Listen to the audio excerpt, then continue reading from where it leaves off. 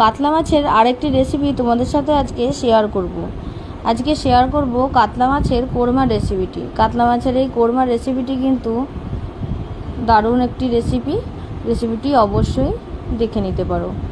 প্রথমেই কাতলা মাছের পেটির পিস 4টে নিয়ে নিয়েছি, সেটা ভালো করে নুন হলুদ মাখিয়ে কিছুক্ষণের জন্য রেখে দিয়েছিলাম। তারপর কড়াইয়ে তেল গরম করে এপিট ওপিট লাল করে কাতলা মাছের পেটিগুলো ভেজে তুলে নেব। এরপর ওই মাছ ভাজা তেলের মধ্যেই জিরে, গোটা গরম মশলা আর একটা শুকনো লঙ্কা ফোড়ন দিয়ে দেবো। তারপর ফোড়নটা একটু গন্ধ বেরোলে তার মধ্যে দিয়ে দেবো একটা পেঁয়াজ বাটাটা দিয়ে ভালো করে তেলের সাথে মিশিয়ে নেব। তারপর অল্প একটু আদা রসুনের বাটাও এর মধ্যে দিয়েছি, ভালো করে মশলাটা একটু মিশিয়ে নিলাম। তারপর একটু শুকনো লঙ্কার গুঁড়ো আর কাশ্মীরি লঙ্কার গুঁড়ো জলে গুলিয়ে রেখেছিলাম, সেটা দিয়ে দিলাম। পরিমাণ মতো হলুদ দিয়ে ভালো করে একটু কষিয়ে নিলাম।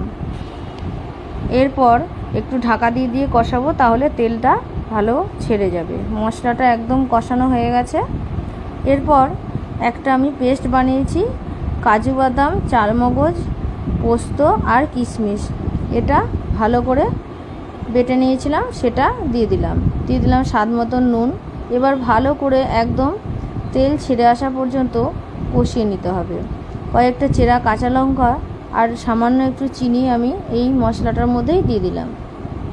কাতলা মাছের এই কোরমা রেসিপিটি একটু মিষ্টি মিষ্টি হয়, তাই সামান্য একটু চিনি আমি দিলাম। তোমরা চাইলে এটা স্কিপ করতে পারো। এরপর মশলা থেকে দেখো প্রায় তেলটা ছেড়ে এসছে। এই অবস্থাতে এর মধ্যে দিয়ে দিতে হবে সামান্য একটু গরম জল দিলে কিন্তু মাছের যে কোনো রেসিপির টেস্টটা অনেক বেড়ে যায়। গরম জল দিয়ে একটু ঝোলটা ফুটে আসতে দেব। ঝোলটা ফুটে উঠলে মাছের পিসগুলো এর মধ্যে দিয়ে দিলাম। এবার ঢাকা দিয়ে 5 মিনিট রেখে দেবো। একদম লো টু মিডিয়াম ফ্লেমেই রাখবো, তাহলে তেলটা ওপরে চলে আসবে।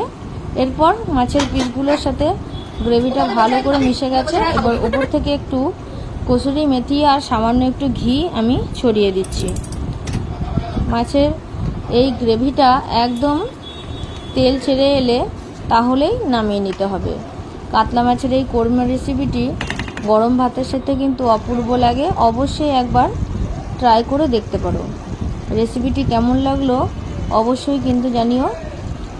রেসিপি ভালো লাগলে শেয়ার করে দিও।